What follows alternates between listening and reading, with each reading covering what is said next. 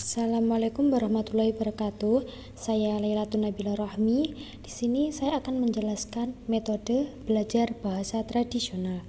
Mari kita belajar. Pertama, kita akan mempelajari tentang pengertian pembelajaran tradisional. Pembelajaran tradisional merupakan pembelajaran di mana secara pusat umum pembelajaran itu pada guru.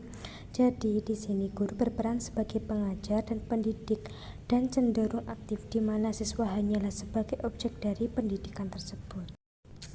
Lanjut kita ke ciri-cirinya.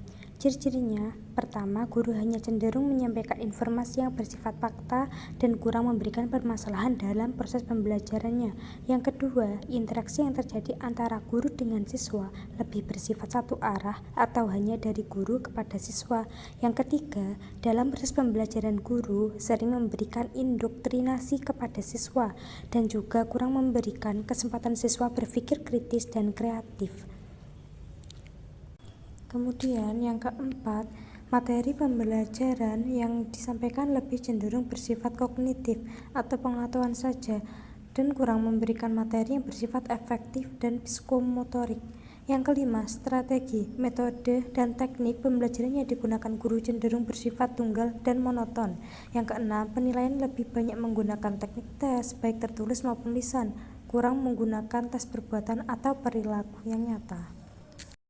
Sebelum kita membahas apa saja metode tradisional itu, kita akan sedikit mengulas tentang metode Teams Games Turnamen atau TGT.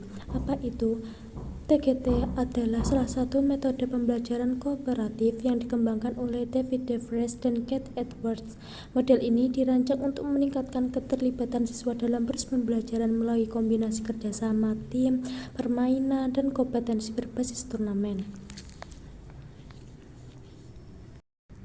Langkah-langkah implementasi TGT. 1. Pembentukan tim.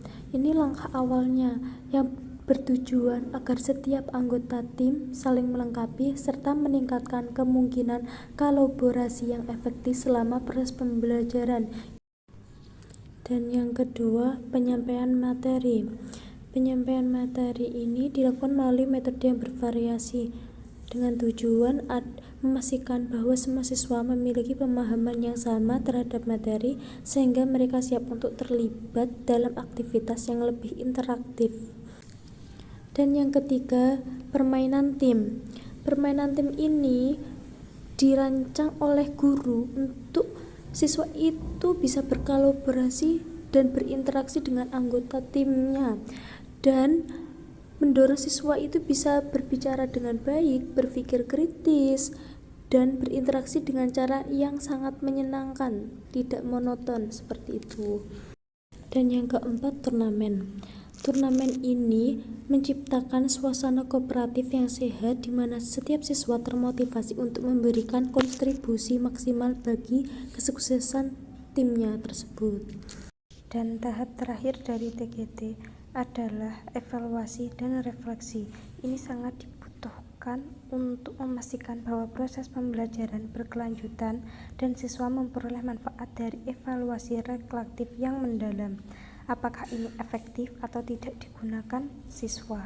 Di samping itu, ada keuntungan dari implementasi TGT. 1. Meningkatkan partisipasi aktif. 2. Meningkatkan keterampilan sosial. 3. Meningkatkan keterampilan berbicara di depan umum. Dan yang keempat, meningkatkan motivasi belajar. Metode tradisional itu ada dua. Yang pertama, tradisional langsung. Tradisional langsung adalah suatu pendekatan pembelajaran bahasa yang menekankan pada penggunaan bahasa target secara langsung dalam proses pembelajaran tersebut. Yang selanjutnya, ciri utama metode tradisional langsung. 1. Penggunaan kosakata sehari-hari dan struktur sederhana. 2. Tata bahasa yang diajarkan sesuai dengan situasi.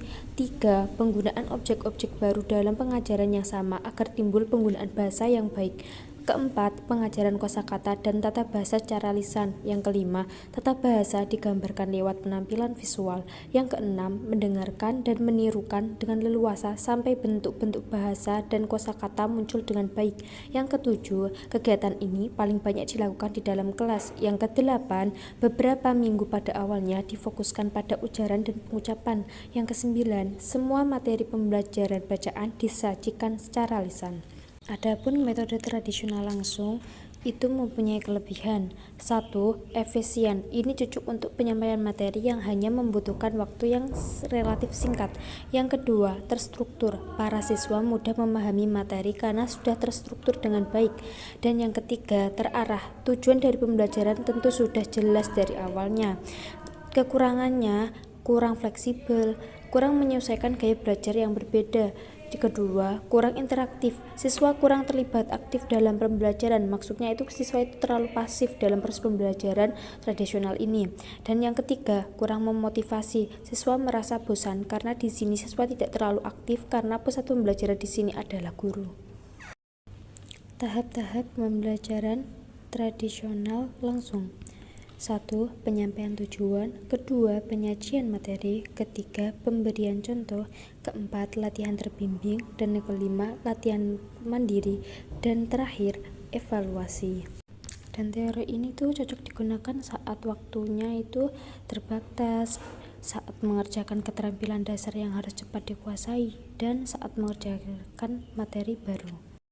Metode natural atau natural method atau yang bisa disebut metode ilmiah adalah proses belajar siswa dibawa ke alam seperti halnya pelajaran bahasa kepada ibunya sendiri. Berarti bahasa sejak kecil itu loh yang dibawa kayak bahasa ibu seperti itu. Adapun ciri-cirinya, yang pertama adalah urutan pelajaran yang diberikan melalui menyimak atau mendengarkan, baru kemudian percakapan, lalu membaca, lalu menulis, dan yang terakhir baru gramatikalnya. Yang kedua, pelajaran disajikan, memperkenalkan kata-kata yang sederhana yang telah diketahui peserta didik, kemudian mempraktekannya. Yang ketiga, alat peraga dan kamus yang dapat digunakan sewaktu-waktu sangat diperlukan. Dan yang keempat, kemampuan dan kelancaran membaca dan bercakap-cakap sangat diutamakan dalam metode ini. Dan yang terakhir, yang kelima, menggunakan beberapa pengajar secara bergantian sehingga anak didik mendengar bunyi kata dan kalimat dari orang yang berbeda. Bisa kita simpulkan dari teori metode tradisional di atas bahwa seorang guru di sini berperan penting dalam memberikan informasi kepada siswa. Di sini guru dituntut berperan aktif daripada siswanya. Teori ini membatasi siswa berpikir secara kritis. Karena hal tersebutlah rasa bosan sering muncul jika menggunakan metode ini. Tapi jika kita ingin mendapatkan hasil pembelajaran optimal, kita harus berkombinasi atau berkolaborasi dengan metode tradisional dengan metode modern agar lebih interaktif. Dan kita bisa bergonta-ganti dengan metode pembelajaran TGT jika kita sudah bosan dengan metode tradisional tersebut. Sekian dari saya. Wassalamualaikum warahmatullahi wabarakatuh. Mohon maaf jika ada kesalahan. Bye-bye.